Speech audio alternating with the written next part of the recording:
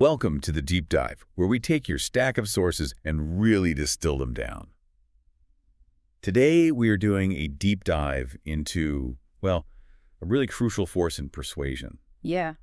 Pathos, the appeal to emotion. Right. Our mission really is to get past this sort of shallow idea of emotion just being, manipulation. Yeah.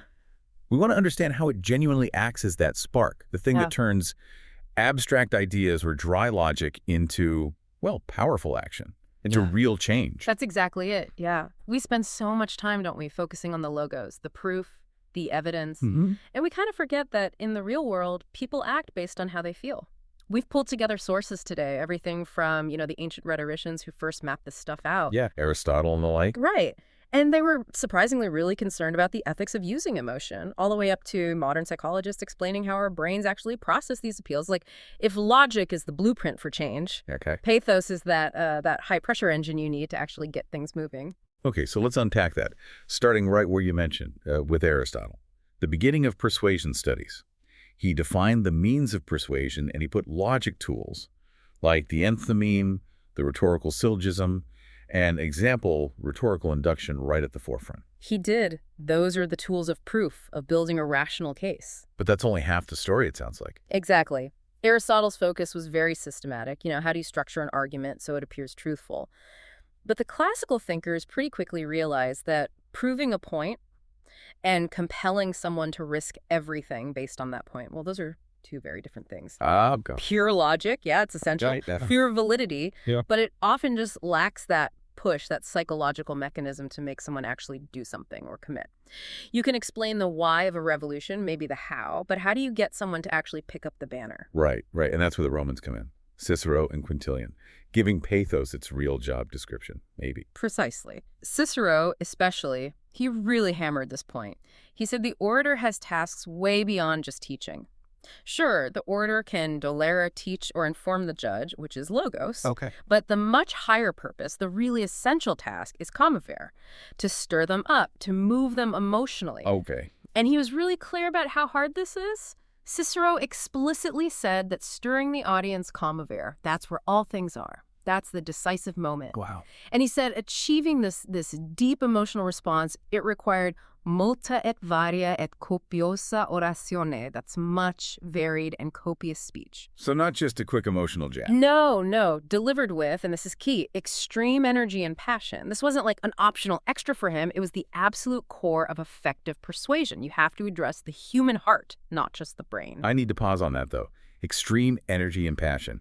That sounds incredibly risky. I mean, if you're going that far, leaning that hard into performance, are you just risking looking, I don't know, hysterical, not sincere? No, that risk is exactly what Quintilian tackled. And it really speaks to why pathos is so necessary.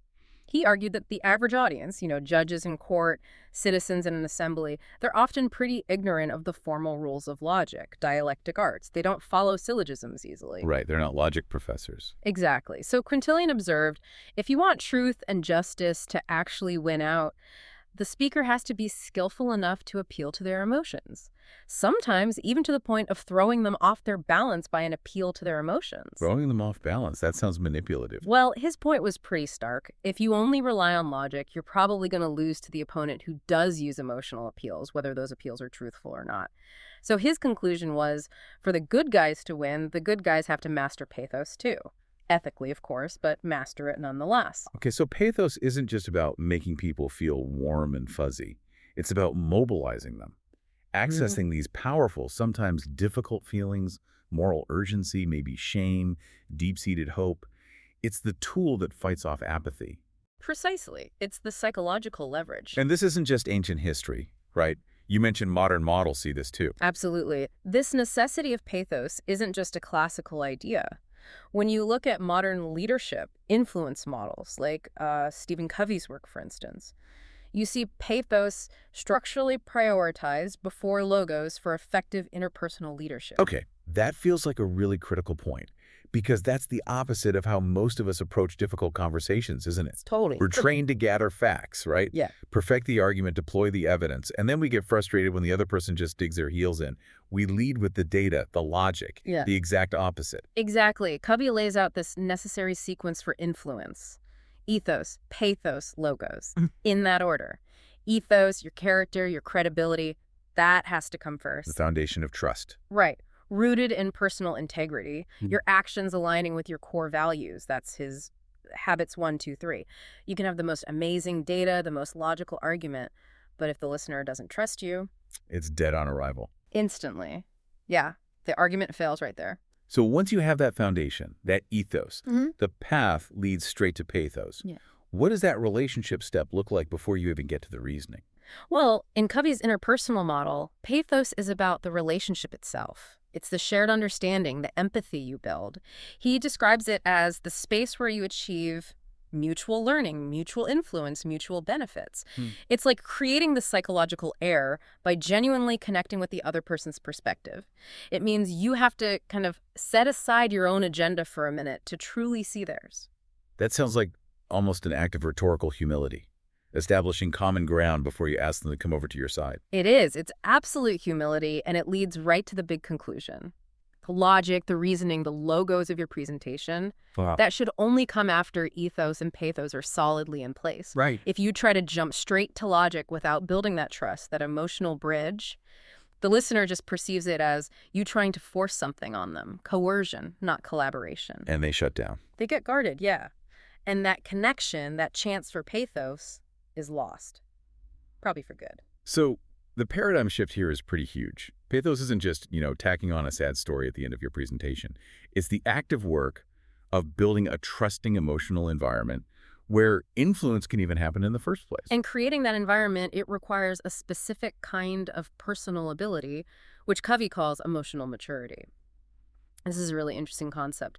He defines it as the balance between two key traits, courage and consideration. Okay, let's break those down. Courage and consideration in this context. So courage is your ability to speak your mind, basically, to articulate your feelings, hold your convictions, go after what you want, even when it's tough. Okay. Consideration is the empathy side, sensitivity to the feelings, the perspectives, the convictions of the other person.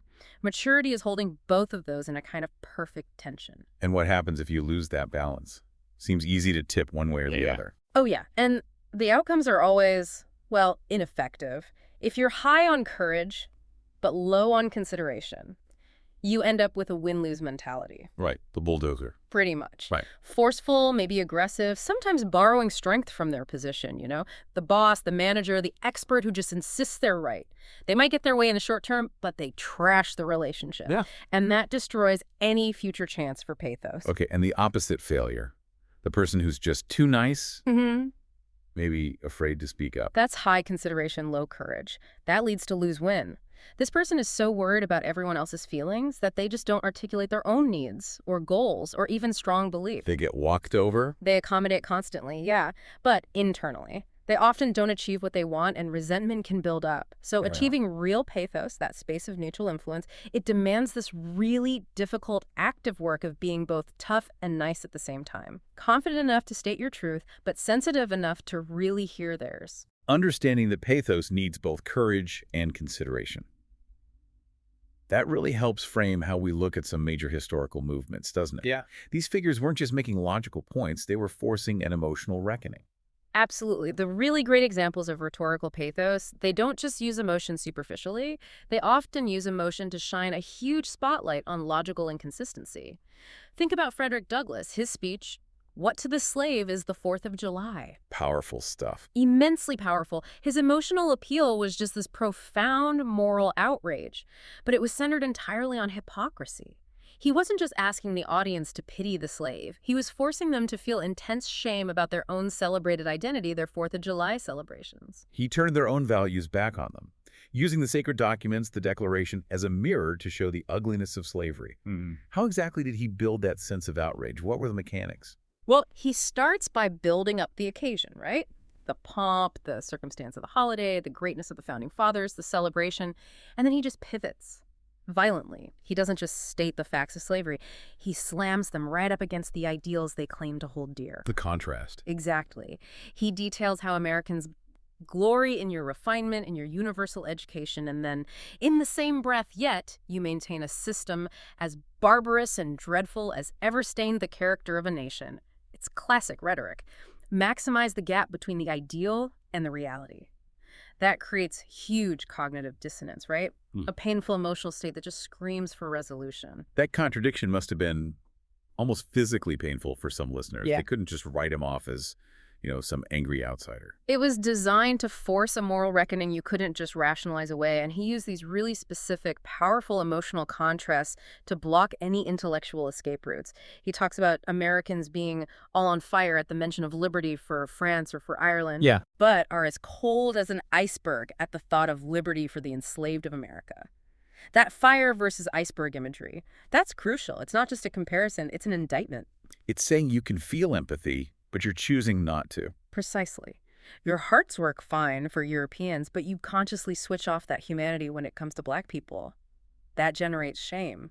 And shame is a powerful, powerful catalyst for change. Then you have someone like Sojourner Truth, a very different kind of pathos, but equally courageous, maybe even more so given the context. Her appeal wasn't so much high-flown political ideals, but shared humanity, shared religious feeling. And delivered where? In front of a hostile crowd. Oh, absolutely. You have to picture the scene for her 1851 speech at the Women's Rights Convention. The sources say the crowd was incredibly hostile, full of hecklers who just hated the idea of a Black woman talking about rights. Her very presence there was an act of pathos. She embodied the issue. She was the living embodiment of the people they were trying to marginalize. And she combined that raw presence with this unshakable, common-sense moral logic drawn from the very spiritual foundations they all claim to share. And her core emotional appeal, especially for women's rights, she framed it around fixing something broken, didn't she? Making it really relatable. Exactly. She personalized this abstract idea of women's influence. If women upset the world, do give her a chance to set it right side up again. That's immediate. It's easy to grasp. And it's deeply empathetic. She's basically saying, look, maybe we caused a problem, so let us fix it. It appeals directly to fairness, a core emotional value. And her religious arguments, especially in that context, a deeply Christian America. Yeah. They must have been devastatingly effective, cutting right through the male-dominated theology. Just brilliant. Because she challenged the very source of patriarchal authority using their own scripture. She points to Jesus' relationships with women, Mary and Martha, and then asks that killer rhetorical question about Christ's origin. Through God who created him and the woman who bore him, man, where was your part? Boom. That question just evaporates the emotional and spiritual justification for absolute male dominance. She's using faith not to condemn, but to elevate, to empower. There was also this real sense of urgency in her plea, wasn't there? A kind of emotional momentum she was trying to harness. Yeah, she was a master of Kairos, seizing the opportune moment. She argued, I am for keeping the thing going while things are stirring, because if we wait till it is still, it will take a great while to get it going again. Don't lose the momentum. Exactly. It's an appeal that fuels the fear of regression. She's using the emotional energy in the room, telling the audience, this moment, this disruption, it's fragile. We have to act now, driven by how we feel now, before apathy creeps back in. It's almost like she anticipated Frankl's point about apathy centuries early. Okay, let's pivot now to Russell H. Conwell, Acres of Diamonds. This feels like a completely different use of pathos. It's not social justice, not moral shame in the same way. It's more motivational, personal prosperity. But it seems to have its own ethical complexities. Oh, definitely. Conwell's genius was his hyper-local approach. He was an absolute expert at generating rapport, that first step of pathos. He'd go into a town, spend time talking to everyone, the postmaster, the barber, the ministers. Getting the local intel. Exactly, getting into sympathy with the local conditions, as the source says. He was doing rapid-fire market research, essentially, to figure out what opportunities people felt they were missing right there in their own environment. His appeal was designed to trigger both hope and regret at the same time. And he used emotional reframing pretty heavily, didn't he? Making wealth seem not just okay, but like a moral duty. He did, and this is where it got incredibly potent, especially in the Gilded Age. He stated just flat out confidently that 98 out of 100 of the rich men of America are honest. That is why they are rich. Wow, okay. Direct link. Wealth equals honesty. An immediate, overwhelming link. Then he argues that getting rich honestly, especially somewhere like Philadelphia, was actually a Christian and godly duty. So he's reframing it. He's taking the highest moral aspirations people had, piety, duty, and attaching them directly to the most commercial desire, making money. For someone seeking spiritual justification for wanting to get ahead, that's an almost irresistible emotional argument. What the sources also make it clear, his pathos had a sharp edge. He used sympathy almost like a shield, didn't he, to then deliver a pretty harsh critique of the poor? Yeah, this is the really controversial lever he pulled to motivate people through, well, shame again, but a different kind. He'd express sympathy for the truly poor, but then heavily qualify it, saying the number of poor who are to be sympathized with is very small. And he didn't stop there. He flatly asserted that being poor is all wrong anyhow, suggesting that many poor people were suffering because of their own sins or laziness or shortcomings. So it's this weird mix. The positive glow of opportunity blended with the severe, almost punitive moral judgment. It's designed to stir shame and motivate immediate self-reliance, immediate wealth-seeking, partly just to avoid the moral condemnation he's laying down. Okay, the moment we start talking about emotional appeals, we definitely get into this territory where ethical lines can get blurry really fast. Conwell shows how hope and shame can be effective, but also morally complex. Let's talk about that modern challenge. Sincerity versus manipulation. Starting maybe with vulnerability. Brené Brown's work tackles this head-on, right? This myth that being emotionally open is weak. She calls that idea of vulnerability's weakness the most widely accepted myth and stresses it's also the most dangerous one we hold on to. Brown defines vulnerability as involving uncertainty, risk, emotional exposure, being in that torture chamber that we call uncertainty. Yet, she argues, it's not weakness at all. It actually demands courage. It demands daring. It requires us to show up, be seen, even when we have zero control over the outcome. And she connects this emotional openness to self-worth, doesn't she? Critically, yes. She argues that a strong sense of your own worthiness is what allows you to be vulnerable to take those risks, because you trust your own value even if you fail or get rejected. Shame, on the other hand, keeps us small, resentful, and afraid. Shame is basically the enemy of pathos because it makes us put up armor and disconnect. Real pathos, in the way Covey and Brown talk about it, requires the speaker to disarm first, to risk connection. But the second we try to use that vulnerability strategically, don't we risk crossing a line, turning it into manipulation? How does Brown draw that line between genuine emotional exposure and using vulnerability as, quote, armor? Yeah, that distinction is absolutely critical. Genuine vulnerability builds intimacy, connection.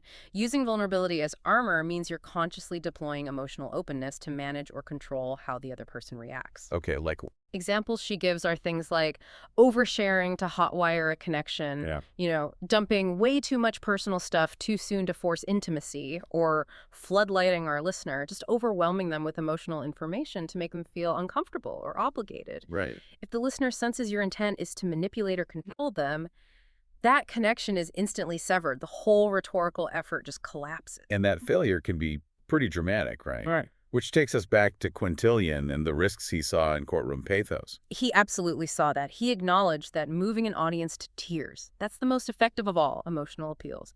Total mastery. But the flip side, the price of failure, is total humiliation.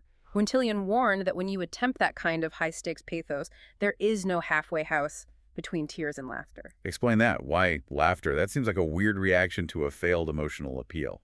Because the emotional demand is so high. If a speaker tries for this profound, tear-jerking moment, but they come across as feeble or unconvincing, or worse, clearly faking it, the audience doesn't just feel unmoved. They feel kind of embarrassed for the speaker, exposed to a pathetic performance. Oh, okay. That failed attempt at compassion curdles instantly into nervous discomfort, maybe even derision or actual laughter. The speaker broke the emotional contract. Instead of inspiring pity, they inspire contempt. It's the ultimate rhetorical faceplant. Pathos also forces us to look at emotional extremes in real life, not just in speeches. The sources give us two really stark examples. Viktor Frankl describing emotional numbing and Malcolm X describing this paralyzing emotional burden. Yeah, Frankl's observations from the concentration camps, they show what happens when emotional life just becomes unbearable. He documented the onset of what he called emotional death, apathy. Just shutting down? Completely. Prisoners lost all sentimental feeling. They couldn't respond to beauty like a sunset or even react normally to physical pain. It was a psychological survival mechanism. They adopted this dehumanized state because their fate literally depended on the random mood of the guards. Apathy, in that context, is the ultimate shutdown of pathos, a total inability to connect or feel just to endure the intolerable. And Malcolm X gives us the opposite picture, doesn't he? not apathy, but being overwhelmed by the emotional weight of conflict and betrayal, the cost of staying engaged. His autobiography is chilling on this. He details the immense pressure, not just from external enemies, which was huge, but from deep betrayal within his own movement. When he finally understood the full extent of the conflict, who was against him, the emotional impact was crushing. He described discovering this as something that nearly sent me to Bellevue.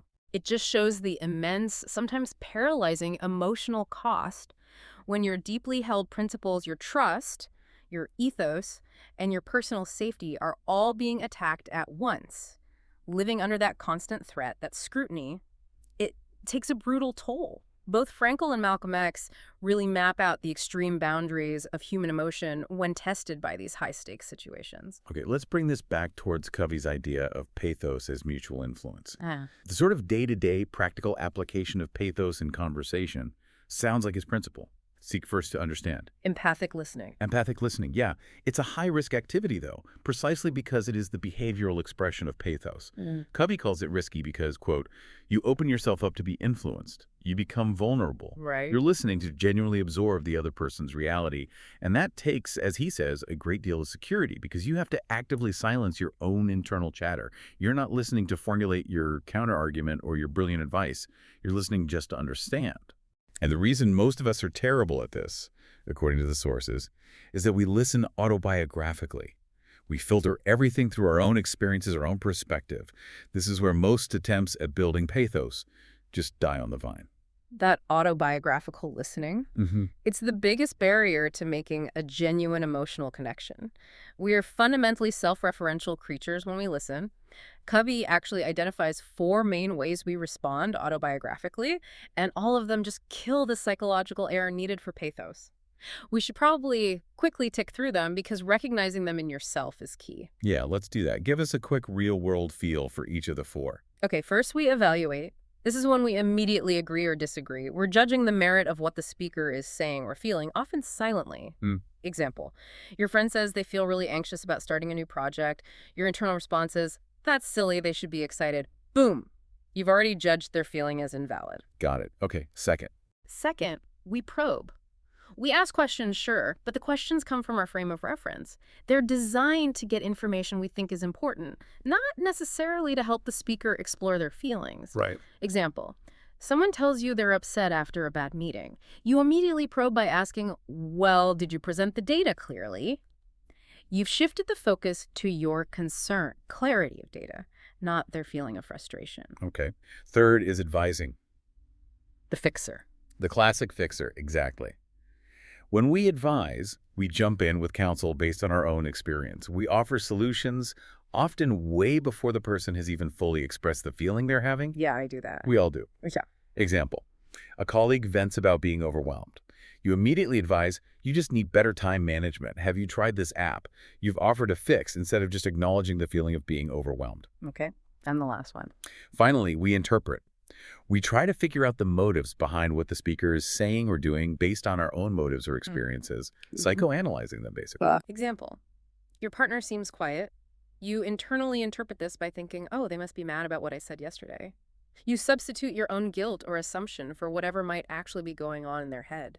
So all 4 of those, evaluating, probing, advising, interpreting, they stop the other person from feeling truly heard, which means the pathos connection just fizzles out. And any logic you try to use after that is just going to feel like you're pushing it on them, not sharing it. That's the irony, right? We often use those 4 responses because we genuinely want to help. But we end up prioritizing our own perspective. We have to consciously move past that self-centered reflex to really establish pathos. That focus on self-mastery, on getting past our own reflexes, leads pretty naturally into managing our internal emotional states too, right? We need to be able to use emotion to drive our own actions, not just influence others. Absolutely. This is where people like Tony Robbins come in, focusing on applied psychology. He emphasizes that success often follows predictable patterns, habits, actions, and these can be learned, replicated through conscious modeling of excellence. Okay.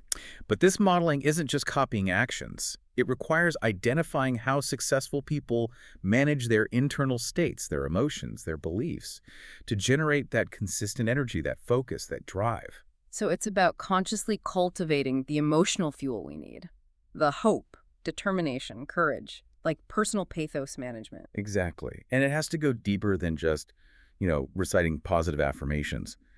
Real, lasting change, the sources suggest, requires changing the very fabric of his thought, the fundamental paradigms.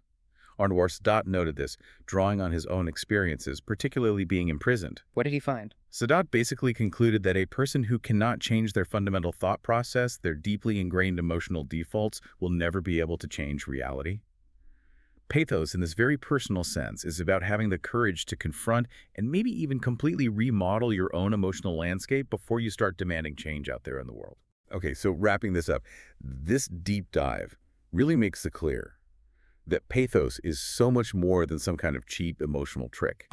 It's the essential connector in that persuasion triangle. You need the character, the ethos to build trust. You need the logic, the logos to provide the actual plan. Yeah. But it's emotion, pathos, that provides the courage, the vulnerability, the sheer urgency needed to get people off the fence and into action. Yeah, and we've seen that using pathos effectively demands real emotional intelligence. You have to accurately read the audience's emotional state, whether that means tapping into their shame about inconsistency, like Douglas did, or their hope for shared humanity, like Sojourner Truth, or maybe their anxiety about missing out, like Conwell played on. The speaker has to know which emotional lever is going to actually prompt movement. Yeah. And when it works, as Cicero pointed out, it can make the audience feel almost ashamed to disagree with you.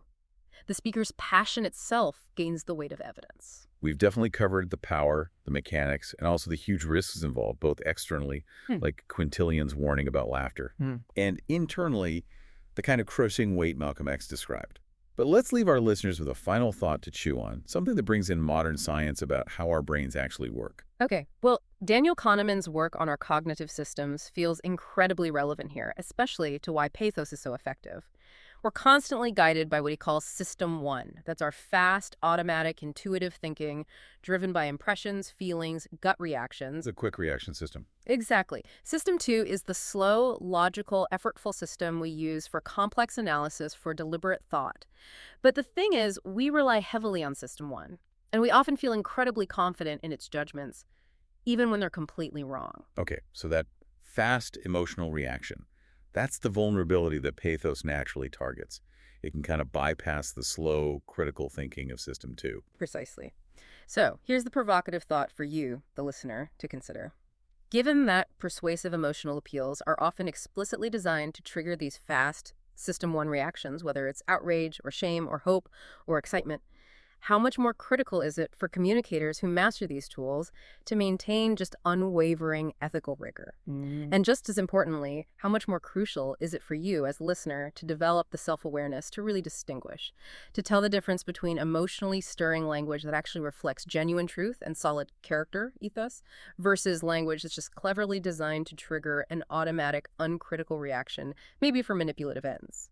The speed of emotion means we all need to become much more mindful, much more reflective, both when we speak and when we listen.